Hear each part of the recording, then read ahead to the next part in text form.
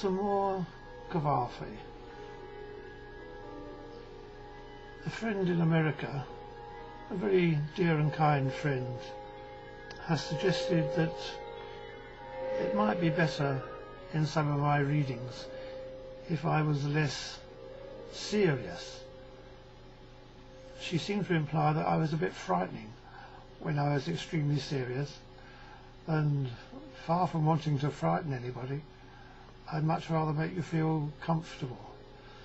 She said perhaps if I was a bit more personal in my approach, people might feel less threatened. So I'll give it a try. Here I am in front of the computer, which I'm afraid this large screen gives off quite a lot of light, so that I look a bit ghostly, but never mind. So the Cavafy, we've now got up to number 51, which is another of his reflections on his sex life, I suppose. Let's be honest, that's what it is. He seems to be very drawn obviously towards young men, but at the same time somewhat scandalized in his own mind that he should feel these attractions. We just have to take him as he is.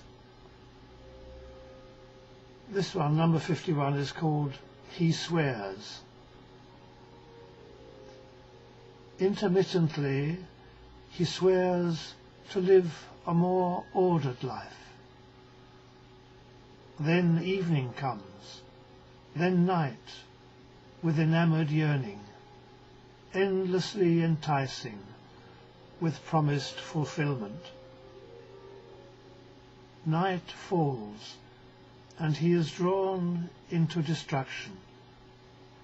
His body demands and obtains the fatal deception, the depraved attraction to which he's now addicted.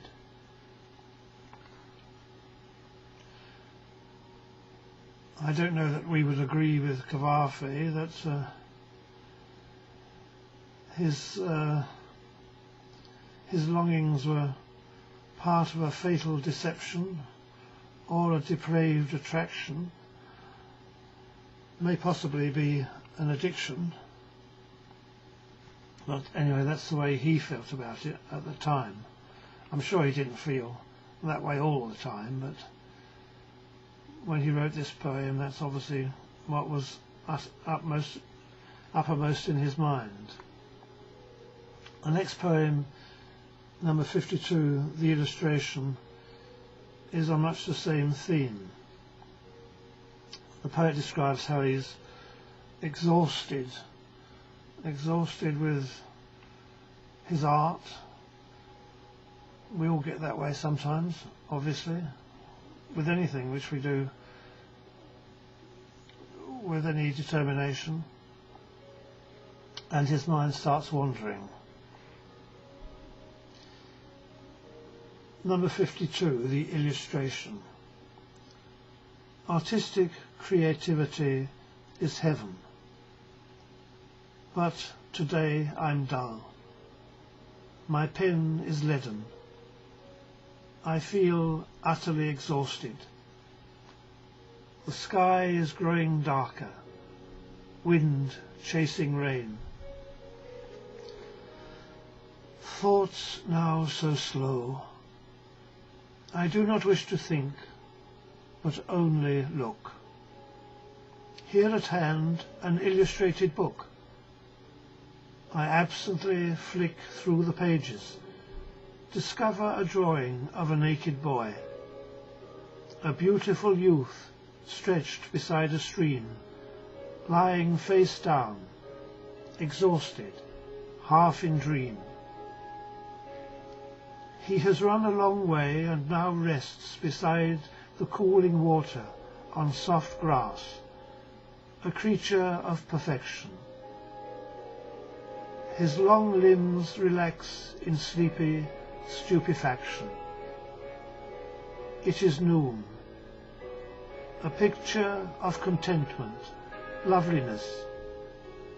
I gaze and gaze until my vision blurs, released by art from all art's weary toil.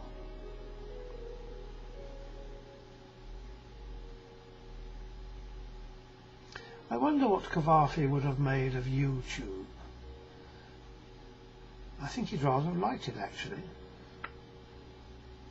There's a surprising amount of this sort of thing on YouTube, never mind illustrations in books. A lot of stuff which is very much more immediate than that. And it seems to be terribly popular as well. As I say, I'm sure Cavafy would have enjoyed it very much. I'll just adjust the sound on this record I'm playing.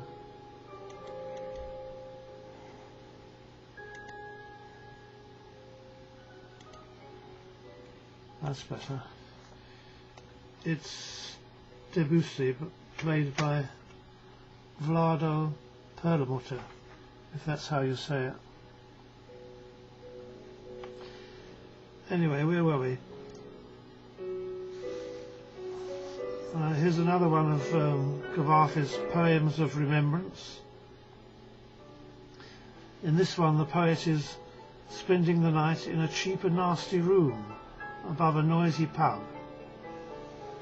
It all seems very disagreeable until he remembers that on the bed in that room he once had a very enjoyable experience, perhaps even more than one. Number 53, One Night. A cheap and nasty room above a noisy pub. The view from the window, a dirty alley.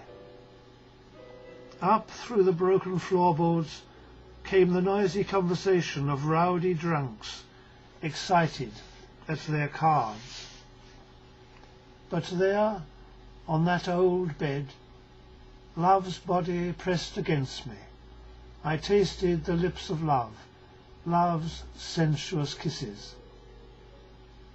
Thinking of it now, after all these years, solitary in these lonely rooms, again I'm drunk with passion, just as then.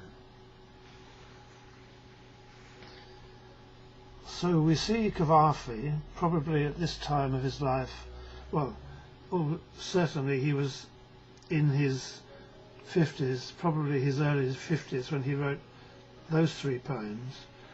And I think I said in one of the previous prefaces to one of my readings of Cavafy that at this time he lived in his flat